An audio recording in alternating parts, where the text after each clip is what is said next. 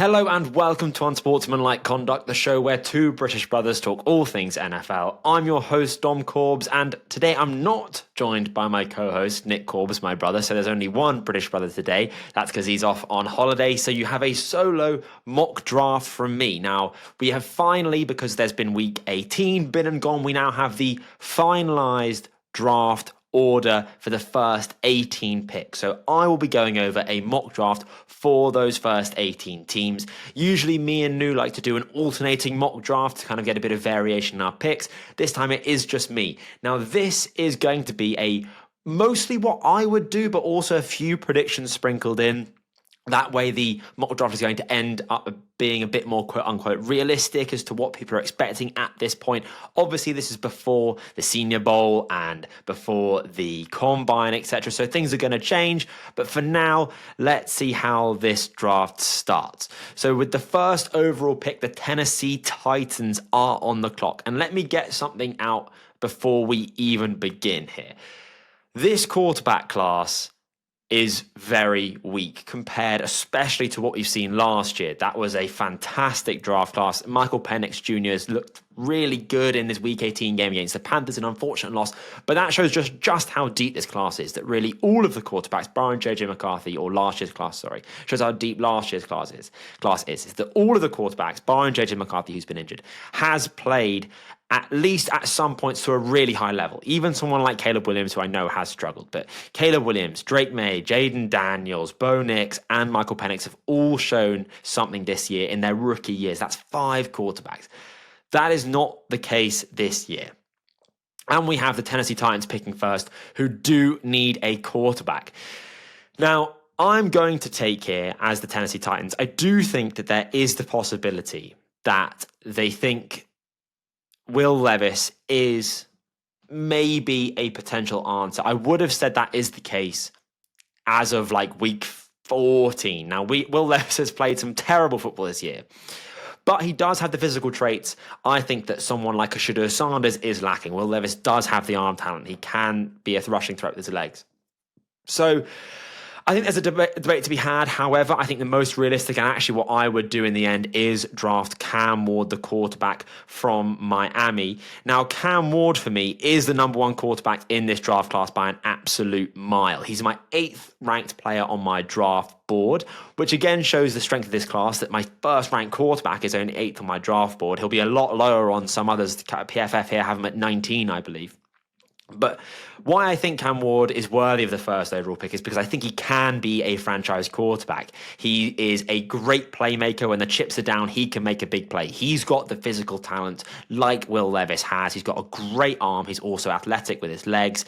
And he's got the arm strength that I think you need from a franchise quarterback, which really in an era where if you don't have a top 7 quarterback, you're really from the outside looking in on the Super Bowl chances. So for me, Cam Ward definitely has that ceiling. It's a question of whether he can reach it, because he does have some flaws to his game. I think he can go big game hunting and kind of put his own team in a hole which he then has to dig himself out of.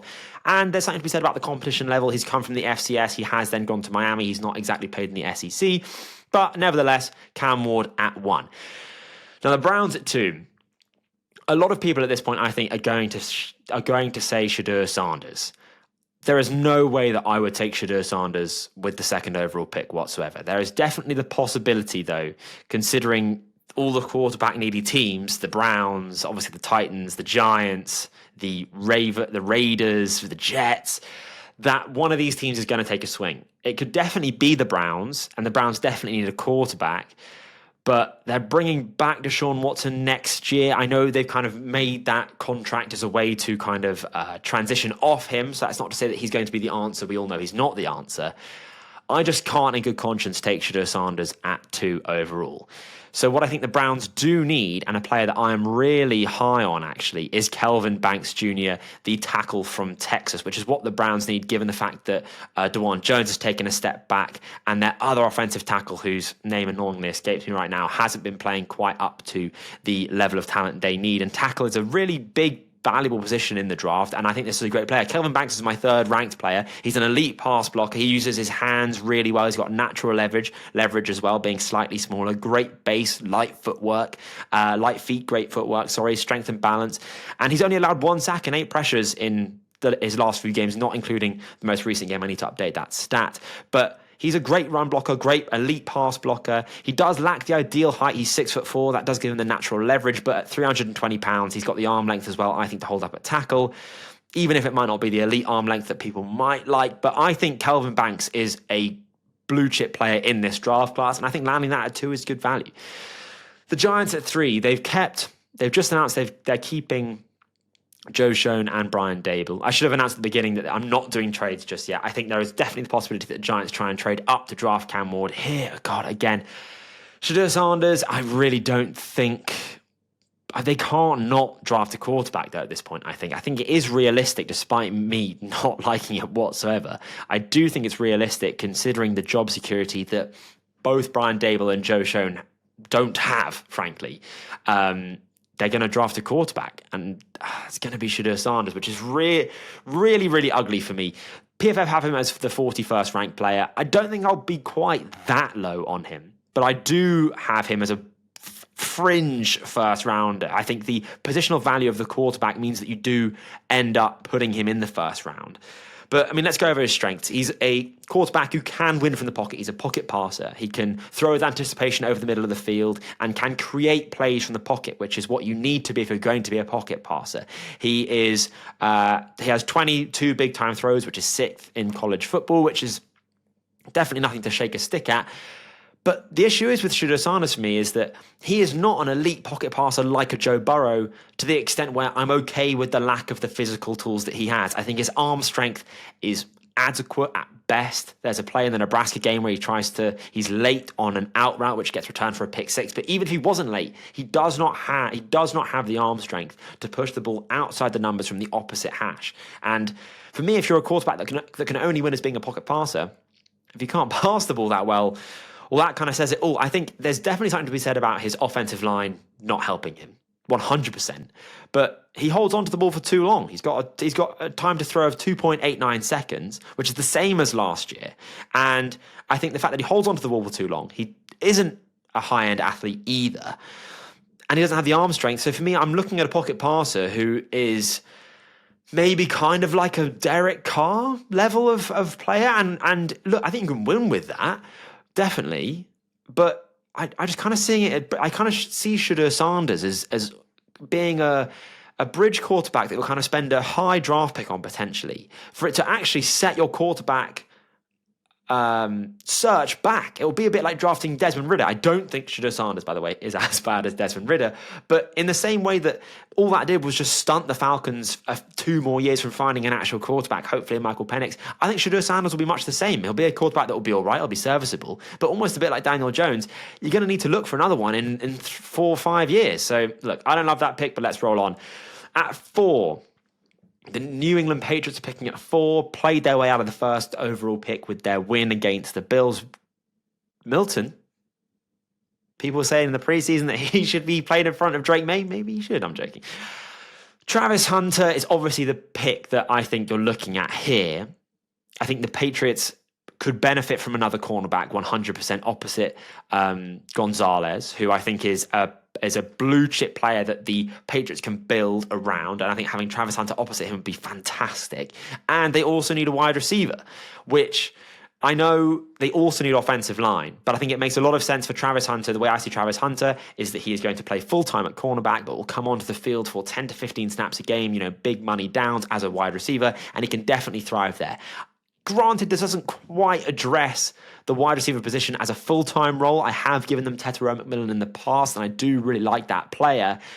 But I think to also then have a cornerback and kind of a half wide receiver works really well, and you can get wide receiver later. Obviously, offensive line is a big need as well, but I'm going to go Travis Hunter here, the cornerback wide receiver hybrid from Colorado.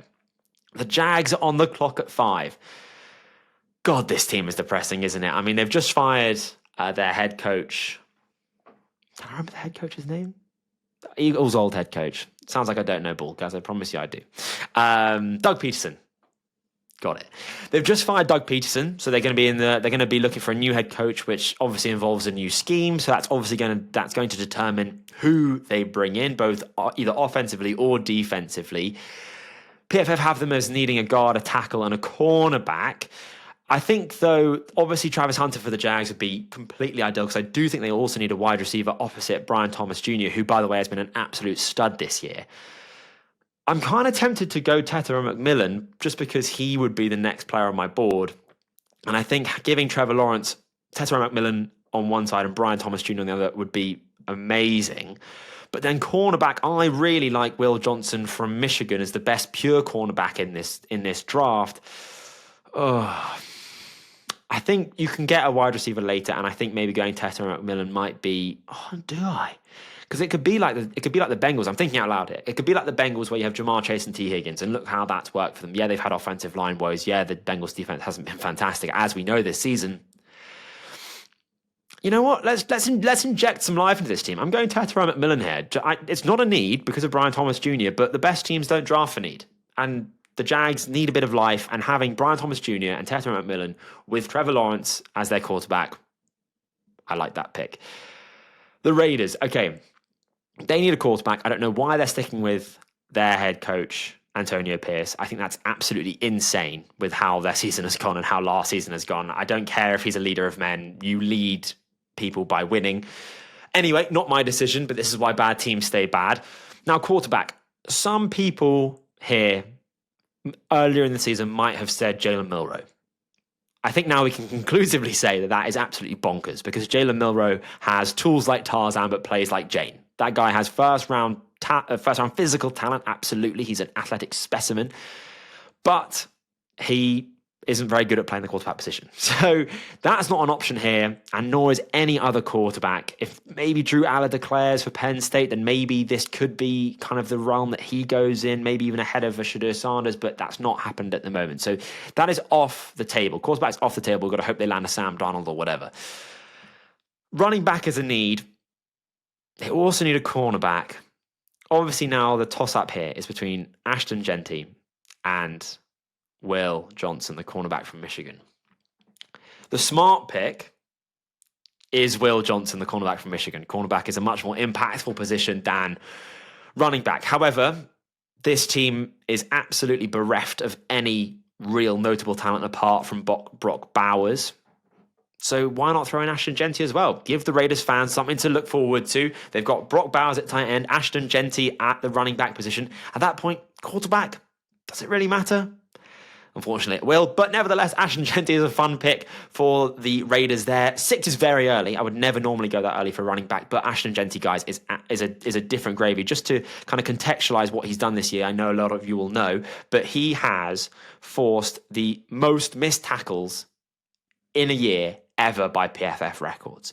He is an explosive athlete. He's got elite contact balance. For me, he reminds me most of Alvin Kamara in the way that he can just bounce off tacklers. And we've seen with the likes of Jahmyr Gibbs even, who's not, and he's a great player, but is not half the player of Ashton Genty, really. For the Lions make a massive impact. We've just seen in this game, he had 4 touchdowns and over 150 total scrimmage yards. Previously, I've been in the running back St. Matter camp, but I think for Ashton Genty, he's an absolute difference maker. He can change an offense, and especially one that's already got Brock Bowers on it. If you get, say, a Justin Fields at quarterback, Ashton Genty would be really fun as well, and Brock Bowers, hey, look, I quite like that. I think I'm onto something. The Jets. I think they're absolutely cooked with Aaron Rodgers. I don't know what the hell is going on there. It's been a lost season. They've had to completely change their expectations from Super Bowl to essentially the 7th overall pick. Quarterback, I don't know what they're doing at quarterback. I'm not drafting quarterback at 7 overall, the third quarterback off the board. I don't think anyone is. I think that's very realistic. I'm going to go Will Johnson here from Michigan. I really like Will Johnson. As I said, I think he's the best pure cornerback in this class. He's a prototypical modern cornerback build, 6'2", 202 pounds, and he's got the athleticism to match. He excels in man and zone coverage. He's always in tight coverage regardless of the type of wide receiver. He's got lightning fast closing speed, and he's just got elite overall technique. There's kind of no real glaring weaknesses to his game. He's scheme versatile. He can be a bit overly handsy down the field, and will get penalised for that in the NFL. And there are a few missed tackles this year. It's gone up from 13% to 20%, which he would need to tidy up. But the reason why I've gone for Will Johnson here it is because DJ Reed, the cornerback opposite Sauce Gardner, is a free agent after this year. We don't know what's going to happen with him. The Jets might well re-sign him, but if they don't, they can get Will Johnson on one end, Sauce Gardner on the other. That's two young cornerbacks to continually to build around this defense. I like that pick. Now, the Carolina Panthers. Bryce Young is a franchise quarterback at this point. That's what Dave Canales has said. That's what the tape shows. If you watch it, Bryce Young has been playing, apart from one game against Dallas, he has played a stretch of like 8 good games now. Bryce Young is finally beginning to play like the Alabama version of Bryce Young, which we all hoped he would be when he was coming out of the draft. He was my QB1 behind CJ Stroud in that draft.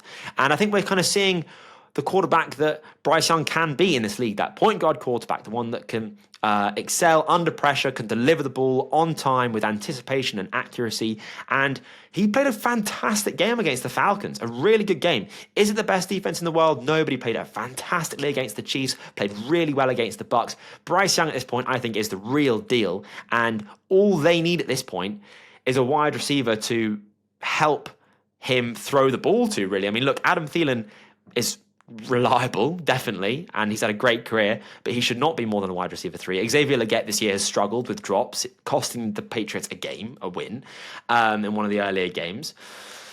If Teta and McMillan was still on the board, I would 100% go with him here, but he's not. But who is on the board is Abdul Carter. Now, Abdul Carter is the edge rusher from Penn State.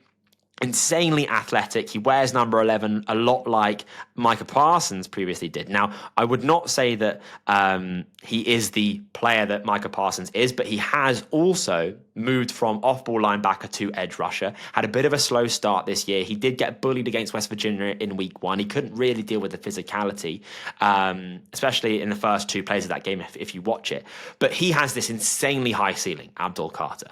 Almost, if we're kind of comparing the Penn State edge rushers, you've got Micah Parsons on one end and you've got Chop Robinson on the other. I think Abdul Carter is somewhere in the middle of that. And we've seen already in the back half of the season, Chop Robinson also really come into his own as a super athletic Penn State edge rusher. So I think the ceiling that Abdul Carter has is really, really high. He's got definitely the physical traits to be a double-digit sack guy in the NFL. He's got a high motor, can be really physical and aggressive. He's explosive off the line of scrimmage. He's also shown at points really great bend. There was one play, I can't remember who it was against, where he kind of comes on a stunt and just gets this insane angle under the center, which is, that is the NFL level bend that you talk about, the ankle flexion and stuff like that, which you really need to be a great pass rusher in the NFL. And he's got a 20.4% pass rush win rate. So he has the physical tools. I do think, though, that there are some weaknesses to his game, 100%. I think the play strength isn't quite there yet. Play in and play out. I think he's still very raw. We're seeing, those great plays on social media, but if you watch him kind of play in, play out, there are certainly times where he can't deal with the physicality. He's not showing the bend that he needs to, and I think he needs some more pass rush moves in his repertoire. But overall, look, the Panthers need a defensive difference maker, and if that's going to be anyone, that's going to be Abdul Carter in this class. Now, the Saints are at 9, and with the way this roster is, they just need best player available, frankly. And for me, that's a really clearly Mason Graham, the defensive interior lineman from Michigan. The Saints have never really had a great history drafting defensive linemen, but I think Mason Graham can finally change that narrative. He is what I would say, Mason Graham, to me, is a human pit bull. He's 6'3", 320 pounds. He's 24th percentile in height, but is 84th percentile in weight. This guy's absolutely rocked up, and he's got that natural leverage as well by being a bit smaller. He is explosive as hell. He's got hammers for hands. He can push back an offensive lineman off the line of scrimmage and reset the line of scrimmage. He's strong, he can withstand double teams and can anchor well in the run game. He's got active hands. He's not just a simple gap shooter. This guy, I've seen Mason Graham try and use a spin move. Like, this guy is trying to be an actual pass rusher. He's not just a big bowling ball in the middle who tries to shoot a gap and is more of a run stuffer. This guy's a genuine pass rusher, which is what you need when you're drafting an interior defensive lineman in the top 10. And he's really quick as well. He's got surprising quickness and is surprisingly agile for a man his size. Downside, though, he's not really a finisher just yet. He will, beat a double team or a chip, but that will then fall over. He's not quite refined as a pass rusher. Like I said, he's tried to use a spin move, which for a 320-pound man isn't really what I would be suggesting. I want to see him just use his power. We've seen that with Jared Verse. Just run through them. That's the best way in the NFL to beat offensive linemen, is with power. That's what the best pass rushers say they use more often than anything else is power. Mason Graham's got that. I want him to use it more. Now, the Bears. This has to be an interior, or it has to be an offensive lineman. I'm going to take Will Campbell here. Now, Will Campbell in the preseason, or coming up to the season, was kind of seen as the heir apparent OT1 in this class. He was fantastic last year for LSU and has been really good again this year. Now, the problem is he's 6'6", 323 pounds. Problem is he's got short arms. Now, that's always the issue with these offensive lineman prospects, is the arm length. So he has 32 and 7/8 inch arms, which is on the shorter side. Now, it's not a concern of mine. I do think that arm length for offensive linemen is overrated in terms of when we're looking at the skills an offensive lineman has or the physical traits an offensive lineman has. I do think it's a bit overrated, but nevertheless, there is definitely that argument. When you're going up against a physical freak like a Micah Parsons who's got vines for arms, then you're going to struggle if you can't get that leverage, if you can't control their pads. Now, for me, I would start Will Campbell at tackle. I think he's shown that he can hold up there. This year, he has kind of struggled against better talent, which has definitely been a problem. But I'll just go over the strengths and weaknesses. So I think he's a rock-solid offensive tackle prospect. A 3-year starter. He's not allowed a sack in 2 years. He's got excellent size and athleticism. He's fluid and agile for his size. Good in run blocking. He's solid in run blocking. Good pass blocker. And he's a smart player. He's often pointing out blitzes and is often left on an island against, the other team's best players. He's a pro-ready prospect, definitely. Now, the weakness is he plays too high and he's got a frame, which means he needs to get lower and it's sometimes a bit inconsistent. Like I said, he's got that questionable arm length and he has struggled with better opponents, especially with speed off the edge. So for the fact that he's got shorter arms and because he's struggled with speed off the edge, people like him at guard. I think he's a very safe prospect. This guy is either going to be a good offensive tackle or a very good guard. And really for the Bears, that's kind of a win-win. They need both. And I think you can try Will Campbell at either, really, depending on where you need him the most, depending on what you get in free agency as well. And look, if you ever need a tackle, maybe he can start a guard and then kick out to tackle later once you're more confident in his ability. So I think for the Bears, that works. 49ers picking at 11. Goodness gracious me. So they also need an interior offensive lineman, guard or tackle, cornerback. I mean, maybe a wide receiver here. I don't love what Deebo Samuel has done this year, but also I'm not quite sure about his contract status.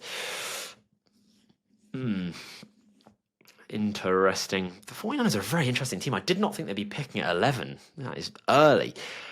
I think at this point, so the best player for me on the board that's still left is, so we've had Mason Graham, we've had Travis Hunter, we've had Ashton Genty, Kelvin Banks. Okay, so the player that for me is highest on my board at this point is Luther Burden, the wide receiver from Missouri, which I do love Malachi Starks as well. Malachi Starks is my second. I love Malachi Starks. I'm going to talk about him when he gets drafted, I imagine. I don't know what they're doing at wide receiver, the San Francisco 49ers. I don't know what Deebo Samuel's contract status is or Brandon Ayuk's injury. You know what? Let's just forget the needs. But they've got because they've also got Juwan Jennings, who's almost had 1,000 yards this year. So could he be the heir apparent? And then what are they doing at quarterback? Oh, this is tricky, guys. Let's just go Luther Burden here. That he might be surplus to requirements, depending on what their situation is at wide receiver. Like I said, I don't love what Deebo Samuel has done this year. I think he's taken a step back from the player he was almost kind of 2 years ago. He's really struggled to be that number one when Brandon Ayuk's gone down. Obviously, Brandon Ayuk has gone down with a knee injury. It remains to be seen at what kind of status he will be come the start of the season. It was kind of mid-season, so I'm sure he will be back healthy, but it takes a while to come back from these sorts of injuries that he had. Luther Burden's a really good player. I think that for me, I would compare him to a watered-down version of Malik Neighbors. So he can make a first down from nothing. He's a yards after the catch threat. He had 724 yards after the catch in 2023, which has gone down this year to 375, but still a very healthy 6.8 yards after the catch per reception. So for me, he's a true quote-unquote modern receiver. You can line him up anywhere. Slot, backfield, out wide. He's literally used all of that way in Missouri. He's dynamic and versatile. Now, the weaknesses. His 2024 tape compared to his 2023 tape, light years apart. His 2023, fantastic. 2024 was really quite disappointing considering what he put on his tape at 2023. 84.7% of his snaps are from the slot. is a majority slot player like that going to be drafted this highly? Always a question. And he is 5'11", 210 pounds. So he's going to basically be a slot player at the next level. However, I would argue that that is more of a byproduct of the Missouri offense, which is why I also think his production has gone down this year. He was used more as the decoy and as the eye candy. When he was actually the target man, he was producing. So, I think that kind of he could at least do the Zay Flowers split, 60-40 rather than 85-15. So I think he can definitely do more outside than he does. I like Luther Burden.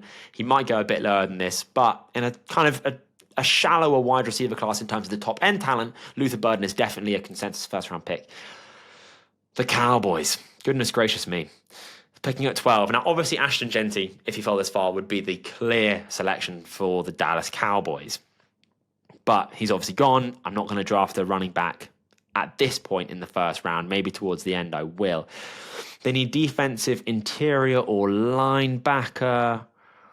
Oh, God. This is ugly for the Cowboys. I don't really know what you want here. They always go offensive line, don't they? I mean, that's just what the Cowboys do.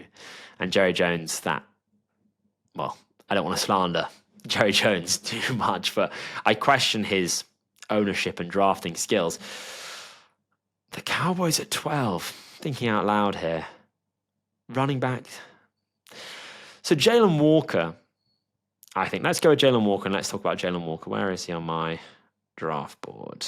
Jalen Walker. So he's 13 for me on my draft board and he's going at 12 here. So that kind of makes sense. So his strengths, Jalen Walker's strengths here, he's got the athletic profile, which makes him very, very, very, very versatile. He can play off-ball linebacker. He can play QB spy. He can come off the edge. He's good in run and pass defense. He calls himself a hybrid linebacker, an HLB. And he's explosive. He can cover sideline to sideline. He's got hammers again for hands, a bit like Mason Graham does. Like, when you have strength, it's what you really need to play in the NFL. So there's no issue with him shedding offensive linemen. Weaknesses are, and there's a very interesting discussion about Jalen Walker because he's a one-year starter, so he's had limited playing time before this year. You're banking on traits, not production with him. And I think the versatility actually that he offers can be a massive weakness because I think we've seen NFL defensive coordinators and head coaches and the like not really be able to use hybrid defensive players very well at all. I mean, look at the linebacker Simmons. Was it Simmons a few years ago? You've got, oh my God, the guy that played for the Browns and then is at the Patriots now, Jabril Peppers. I think that often the versatility is almost more of a weakness than a strength in the NFL for defensive hybrid players. So Jalen Walker there, an interesting pick. Not sure how much I like that one. But the Dolphins, this has to be Josh Simmons, the tackle from Ohio State. I actually think Josh Simmons will go earlier than this.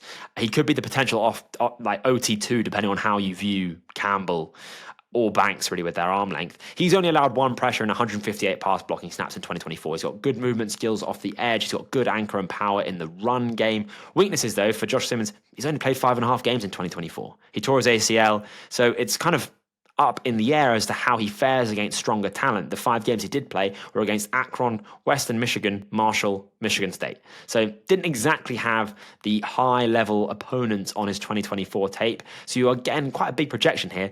But the Dolphins need a tackle. I think they have their aging one who is... Oh, it's going to annoy me. Anyway, they need a tackle. They have an older one that is beginning to get phased out. And the way they run their run game with a lot of outside zone and things like that is you need to have an offensive line with good movement skills. And I think Josh Simmons has that. Yes, the Colts at 14. This is where, and I know Colts fans are already going to hate this because it's done in every single mock draft, but Tyler Warren, the Penn State tight end, has to go to the Colts here. I absolutely love Tyler Warren. Okay, you're going to hear it all draft. What's the word? Anyway, you're going to hear it all the time from me in the build-up to the draft here. I absolutely love Tyler Warren. He's a do-it-all wide tight end, 6'6", 255 pounds. He can hold his own as a blocker. He's versatile. He's got 69 snaps out wide, 62 in the backfield, 338 in line, so as a traditional tight end, 228 in the slot, and 33 at quarterback. This guy can literally do it all. He's an offensive Swiss Army knife. He's dynamic. He's good with the ball in his hands. So far, not including the most recent Penn State game, in the playoffs, he's got 16 missed tackles forced as a receiver and 7 more as a rusher. And he's got really strong hands in contested catch situations. He's got 73.3%. Weaknesses. He does historically have a drop issue. It was 16.7% in 2022, which is absolutely massive. 15% in 2023, which again is just eye-wateringly high. This year, it's only at 2.2. The reason why I bring that up is because if it has historically been a problem, it might come back again. He's got good speed, definitely not great. He's not going to burn defenders up the seams. And his blocking technique is a bit hit and miss. He's a bit of a reckless blocker. It does need refining. But the bottom line for me is that I would only have Tyler Warren slightly behind Brock Bowers as a tight end prospect. Now, that might be quite controversial. I know that I've seen Brett Coleman agree with me here, and he said much the same, but I've also seen Mike Renner, the old PFF draft analyst and now CBS analyst, saying that he would definitely not have that at all. I do concede that Brock Bowers and Tyler Warren are very different styles of tight ends, though. Tight end is a kind of a lot of different body types play that position. Brock Bowers can take a slant and burn even an NFL defense. We've seen that this year. He's got like 108 receptions. Tyler Warren isn't going to be that guy, but he is going to be more of a traditional tight end, more in the line of like a Rob Gronkowski, say, than a kind of more receiving power slot is what I like to call them and what Nate Tice likes to call them. So I love Tyler Warren there. The Falcons. Disappointing end to their season. Defensive line, linebacker. I need to work out. I need Malachi Starks to get in the top 18, and I don't know where he's going to go, to be honest with you. But anyway, I could go to okay. I do know where he's going to go, but he's not going to go to the Falcons here. They just need defensive line, which could be Nick Scouton, but I really don't love Nick Scouton. You know, when I was watching his tape, I just think he's a bit of a tweener. Who do I have next on my board? Jalen Walker, Josh Sim. It's either Nick Scouton or Mikael Williams. You know what?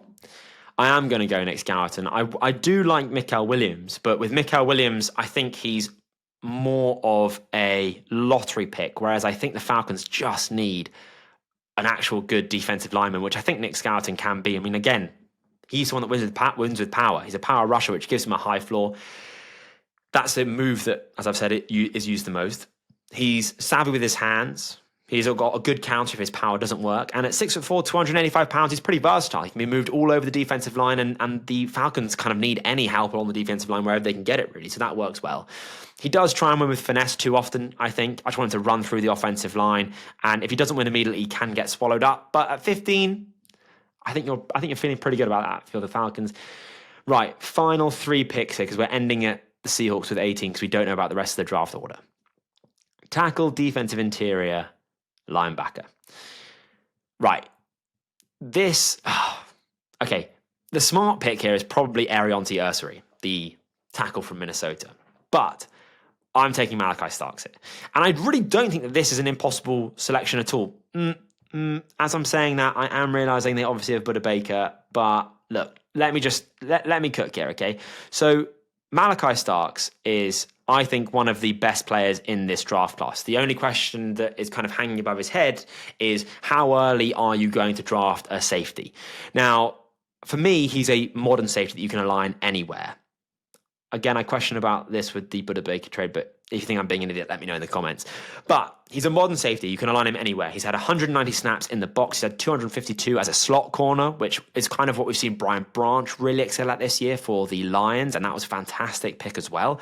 He's had 385 snaps at free safety, and he literally manned up in man coverage against Luther Burden in 2023. So this guy can literally, from the slot, erase one of your best players, which I think is so valuable. And I think the Cardinals, the reason why I chose this before I kind of realized maybe the potential clash with Budda Baker, is that the Cardinals are really missing any real defensive talent that can, match up with someone's best offensive players. And I think Malachi Starks can do that. I think his game IQ is off the charts. He's a 3-year starter at Georgia, and the experience shows. And I think he can fit really any scheme and kind of play any position that you need him to. He's an immediate impact player, and he's a physical and reliable tackler. So again, the question is, how early does a safety go? I think Malachi Starks is one of the best players in this draft. Shouldn't really go past this point in the draft. It just depends if a team's really ready to kind of take a swing on a lesser valuable position. So final two picks.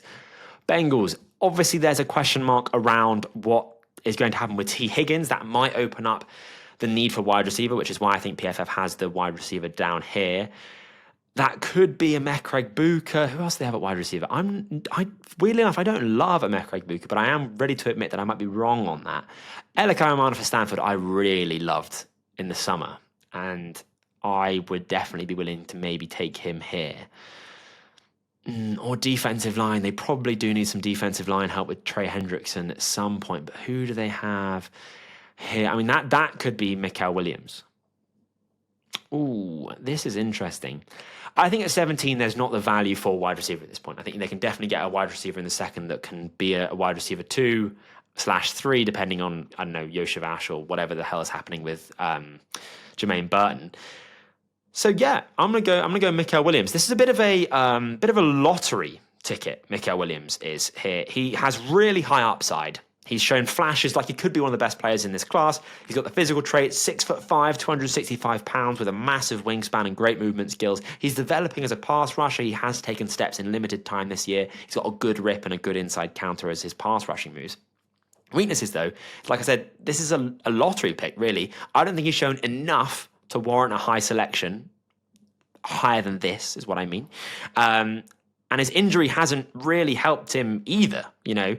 So to compare his 2024 stats to 2023 and 2022, 2024 he had 5 sacks total, 6 hits, 15 hurries for 26 total pressures. In 2023 he had 6 sacks, 3 hits, 17 hurries, again for 26 total pressures. And in 2022 he had his pressure high at 33 with again 6 sacks. So that's the kind of, you wanted to see more from Mikael Williams this year, but unfortunately we haven't. And he had 0 pressures against Notre Dame in, you know, what should have been one of the biggest games of the year. He can't win with power despite his size and his athletic and physical traits, which I think is quite concerning. And I think he's got bad hand placement. So Mikael Williams is kind of a ball of clay. I think he's at least someone that could potentially be an heir apparent kind of edge opposite Trey Hendrickson, who's been fantastic this year, leads the league in pressures and sacks, and he just needs anything to help him out, really. And finally, the Seattle Seahawks. Oh my God. Okay. This has to be an offensive lineman. And it's going to be Arion Tiursary. For the Seahawks, their offensive line has been so bad this year that people actually think that Geno Smith is to blame. He's absolutely not. Geno Smith is playing really good football. He just is not the most mobile quarterback. He's not the youngest and sprightliest quarterback either. And he's dealing with no run game because the running backs get shut down almost immediately after touching the ball. And he's dealing with interior pressure, which kills quarterbacks. And because you can't step up into the pocket, you have to kind of roll out of it. And that might be fine for Josh Allen. That might be fine for Lamar Jackson, for Patrick Mahomes, etc. Geno Smith? No, that ain't going to fly. The Seahawks absolutely, a bit like the Bears, kind of are really pigeonholed into drafting one specific player, which for me here is Arion Tiursary, but it could be Wyatt Milnum, anyone. If one fell, Cameron Williams, actually, I really like from Texas as well. It could be him. Also, if one fell, it might be him. They also need a guard, so maybe if the LSU offensive tackle does fall, the one that we were talking about earlier in Will Campbell, then maybe that would work too. But we'll see. This definitely, for the Seahawks, has to be an offensive lineman. Like, it's a non-negotiable. Their offensive line is so bad, their center retired mid-season. So let's just put it that way. So let's recap our top 18 picks. Number 1, the Tennessee Titans selected Cam Ward, the quarterback from Miami. At second overall, the Browns selected Kelvin Banks Jr., the tackle from Texas. At 3, the New York Giants selected Shadur Sanders, the quarterback from Colorado. At 4, the Patriots selected Travis Hunter, the cornerback wide receiver from Colorado. At 5, the Jags selected Arizona wide receiver Tetairoa McMillan. At 6, the Raiders selected running back from Boise State Ashton Genty. At 7, the Jets selected Will Johnson, the cornerback from Michigan. At 8, the Panthers selected Abdul Carter, the edge rusher from Penn State. At 9, the Saints selected Mason Graham, the defensive interior lineman from Michigan. At 10, the Bears selected offensive tackle / potentially guard Will Campbell from LSU. At 11, the 49ers selected Luther Burden, the wide receiver from Missouri. At 12, the Cowboys selected linebacker Jalen Walker from Georgia. At 13, the Dolphins selected Josh Simmons, the tackle from Ohio State. At 14, the Colts selected my player of the draft, Tyler Warren, the tight end from Penn State. At 15, the Falcons selected Nick Scouton, the edge rusher from Texas A&M. 16, the Cardinals selected Malachi Starks. Might be surplus requirements, but I love Malachi Starks.